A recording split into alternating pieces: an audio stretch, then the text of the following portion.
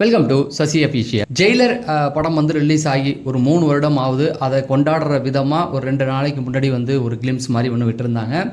எல்லாருடைய நினைவுகள்லையும் அந்த ஜெயிலர் அந்த வெற்றி கொண்டாட்டம் கொஞ்சம் வந்து போயிருக்கும். ஏன்னா ரஜினி சாருடைய ஃபாலோவர்ஸ் எல்லாருக்குமே அந்த ஜெயிலர் படம் வந்து அவ்வளவு கொண்டாட்டத்தை கொடுத்துச்சு, பெரிய வெற்றியாக கொண்டாடினாங்க. கிட்டத்தட்ட ரஜினி சார் பழைய படங்கள் அவர் உடல்நிலை சரியாகிறதுக்கு முன்னாடி அந்த 2.0க்கு அப்புறம் 2.0 தான் கடைசியாக போச்சு. அதுக்கப்புறம் வந்த படங்கள்லாம் சரியாக போகலை. ஒரு படம் 2 படம்னு இருக்கும்னு நினைக்கிறேன். இதெல்லாம் வந்து ரஜினி சாருடைய ரசிகர்களுக்கு வந்து ஒரு கஷ்டத்தை கொடுத்துக்கிட்டே இருந்தது. அதுக்கப்புறம் இந்த படம் தான் ரஜினி சாருடைய இந்த பழைய மார்க்கெட்டை வந்து தூக்கி நிறுத்தினது. அதெல்லாம் தேட்டர் எக்ஸ்பீரியன்ஸ் எல்லாத்தையுமே வந்து கொண்டாடி தீர்த்த அந்த ஒரு ஞாபகங்கள் வந்து போச்சு. இப்போ இன்னும் ஒரு 60 நாள் தான் இருக்குது. அக்டோபர் 15 படம் ரிலீஸு. இப்போ ஒரு சில ரஜினி ரசிகர்கள் வந்து சன் பிக்சர்ஸை திட்டவும் ஆரம்பிச்சிட்டாங்க. ஏன்னா ரொம்ப மந்தமாக இருக்கீங்க, நீங்கள் பாட்டுக்கு எந்த ஒரு ஒர்க்கையும் ஆரம்பிக்கல, ஸ்லோவாக இருக்கீங்க அப்படிங்கிற மாதிரி பேச ஆரம்பிச்சிட்டாங்க. ஏன்னா டீமை வந்து இன்னும் படத்தை முடிக்கலை. ரஜினி சார் இன்னும் டப்பிங் முடிக்கலை, இன்னும் கொஞ்சம் ஒரு செட் ஆஃப் முடிச்சிட்டாரு, இன்னொன்று இருக்குது. இப்போ அவரும் முடிக்கணும். பட டீம் வந்து ப்ரொமோஷனுக்கு தயாராக இருக்காங்க. அதிலெல்லாம் வந்து மாற்று கருத்து கிடையாது. அவங்க சன் பிக்சர்ஸ் அவங்களுக்கு தெரியும் அதை எந்த அளவுக்கு கொண்டு போவாங்கன்னு.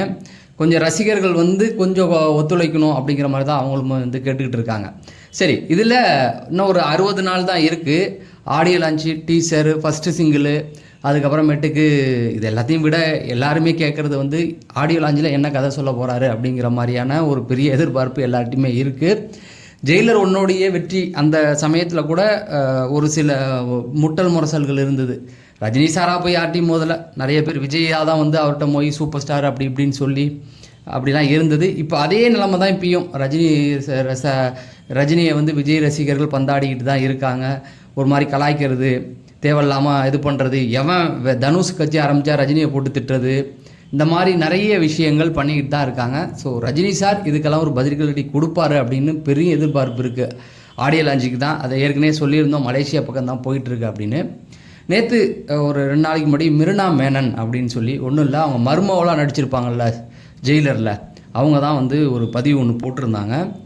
இவங்க தான் ஜெயிலர் 1க்கு முதல்ல பதிவு போட்டவங்க. அதாவது அவங்க சொன்னாங்க ஜெயிலர் 1 அப்போ இன்ட்ரோல் சீன் வந்து ரொம்ப பிளாஸ்டாக இருக்கும் அப்படிங்கிறத அவங்க தான் முதல்ல பதிவு பண்ணியிருந்தாங்க. இப்போ இவங்க தான் முதல் பதிவையும் போட்டிருக்காங்க. அதாவது இப்போ அந்த சீனை எடுத்து போட்டு அவங்க முதல்ல போட்டு அந்த பதிவை எடுத்து போட்டு இப்போ 2 பட்டாசு போட்டிருக்காங்க.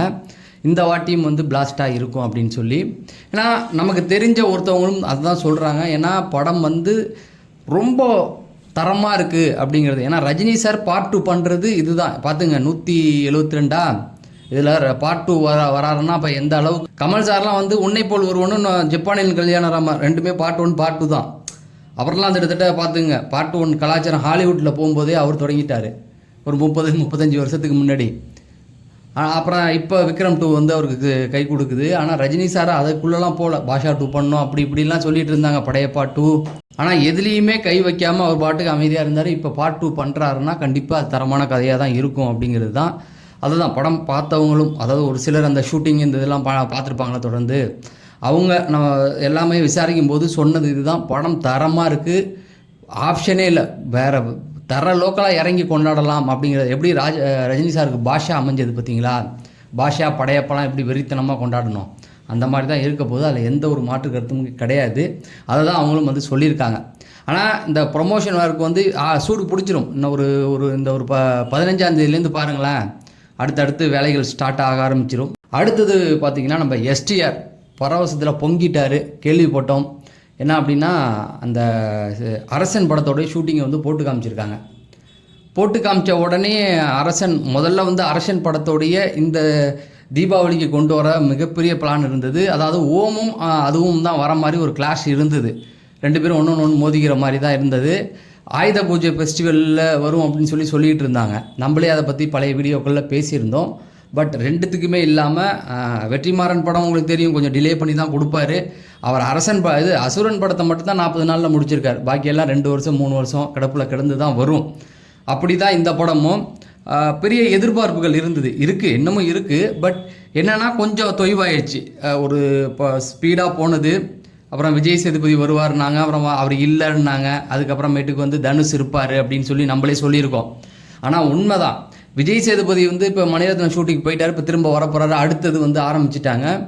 இந்த காலகட்டத்தில் வந்து தனுஷ் சிம்புக்கு வந்து அரசன் படத்தில் அவர் பண்ண ஒன்னே கால் மணி நேரம் ஃபுல்லாக வந்திருக்குது. அதை வந்து எடிட்டிங் பண்ணதை எடுத்து போட்டு காமிச்சிருக்காங்க. மறந்துட்டார் அப்படின்ற மாதிரி. ஏன்னா சிம்புவோடைய கரியரில் இப்படி ஒரு படம் வந்ததே இல்லை. ஏன்னா சிம்பு வெற்றி கொடுத்துருக்காரு.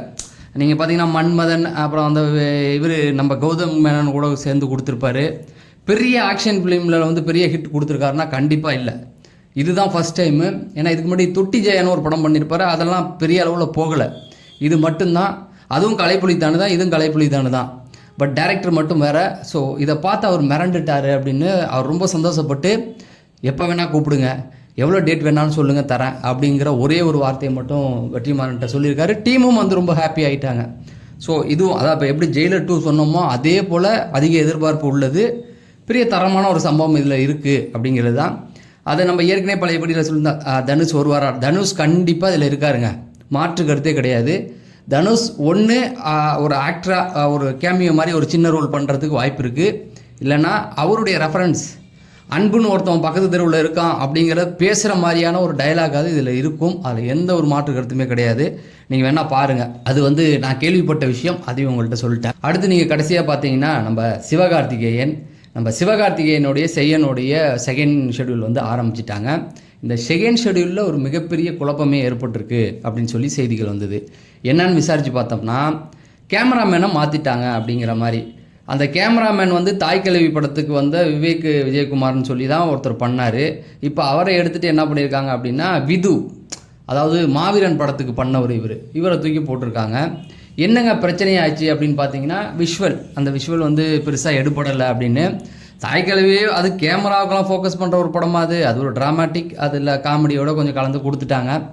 இது ஆக்ஷனை சேர்ந்து வர்றதுனால இந்த ஆக்ஷனுக்கு அவர் சரியில்லை அப்படின்னு சொல்லி தான் இவரை தூக்கி போட்டிருக்காங்க. ஏன்னா மாவீரனுமே ஓரளவுக்கு ஆக்ஷன் கை கொடுத்த படம் தான் அவருக்கு.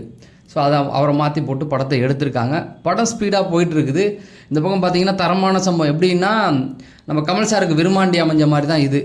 அதுலேயுமே ஒரு குழப்பம் இருக்குது. கமல் சார் வருவார்னு கண்டிப்பாக வருவார். ஏன்னா அவருடைய அந்த விருமாண்டியோடைய கனெக்ஷனும் இதில் இருக்குது அப்படிங்கிறாங்க. நீங்கள் தாய்க்கிழவி படம் பார்த்துருந்தாவே தெரியும். அதில் கமல் சார் பாட்டு தான் போயிட்டே இருக்கும், வரிசையாக தொடர்ந்து போயிட்டே இருக்கும். எல்லா சீனும் கமல் சாருடைய ரெஃபரன்ஸை வச்சு பிரித்து எடுத்திருப்பாங்க. அதனால் இவரும் இருக்கார். இதில் ஒரு மாற்றம்.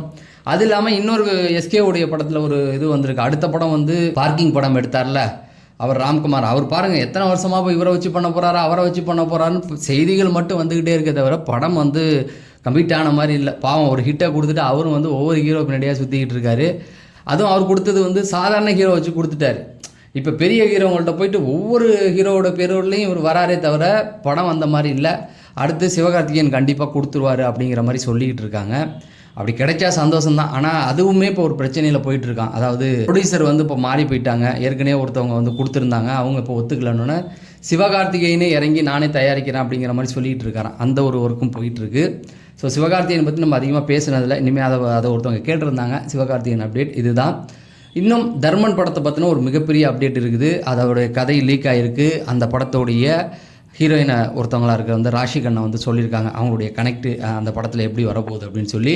நான் ஏற்கனவே அந்த படத்தை பற்றி சொல்லும்போது தெளிவாக சொல்லியிருப்பேன். முதல்ல அது எமோஷனல் கனெக்டாக இருக்கும் அப்படின்னு சொல்லியிருந்தான். ஏன்னா அந்த படத்துடைய டைரக்டர் அஸ்வத் மாரிமுத்துடைய படங்கள் எல்லாமே எமோஷனல் கனெக்ட் தான். அது ஒரு இடத்துல நம்மளை கதற வச்சு பார்த்துரும். 2 படம் பார்த்தீங்கன்னாலுமே ஒரு இடத்துல அந்த எமோஷனல் அதெல்லாம் அவர் டிராகன் படத்தில் ஜெயிலுக்கு போயிட்டு வந்த அடுத்து அவங்க அப்பா கிட்ட பேசும்போது அவங்க அப்பா பதில் சொல்லுவார் பாருங்க, கதறிடுவோம் நம்மளாம். அந்த அளவுக்கு அந்த ஷாட் வச்சுருப்பாப்புல. அதுக்கு முன்னாடி படம் பார்த்தீங்கன்னா ஓமை கடவுளே, அதுவுமே பார்த்தீங்கன்னா ரொம்ப எமோஷனல் கனெக்டாக இருக்கும். இந்த படத்துலையுமே அது இருக்குன்னு நான் முதல்லே சொன்னேன். 2 படங்களை பார்த்துட்டு ராஷி கண்ணாவும் அதை சொல்லியிருக்காங்க. அம்மா இது எமோஷனல் கனெக்ட், என்னுடைய கேரக்டர் ரொம்ப கனெக்ட் ஆகும் அப்படின்னு சொல்லி. எப்போவுமே ரஜினி சாருக்கு இந்த முத்து படம்லாம் பயங்கர முத்து படையப்படம் பார்த்திங்கன்னா ரொம்ப எமோஷனல் கனெக்டாக இருக்கும் நமக்கு.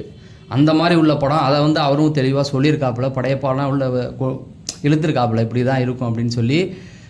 அது கண்டிப்பாக வேறு லெவல் தரமான சம்பவமாக இருக்கும். பட் ஆனால் இந்த ஜெயிலர் 2 ரிலீஸுக்கு முன்னாடி நம்ம அதை பேச வேண்டாம். நான் நாளைக்கு ஒரு சீக்ரெட் நாளைக்கு வீடியோவில் சொல்கிறேன். அவருக்கு முக்கியமான விஷயம் வந்துடுச்சு. IPL எடுத்து அதிகமாகிடுச்சு.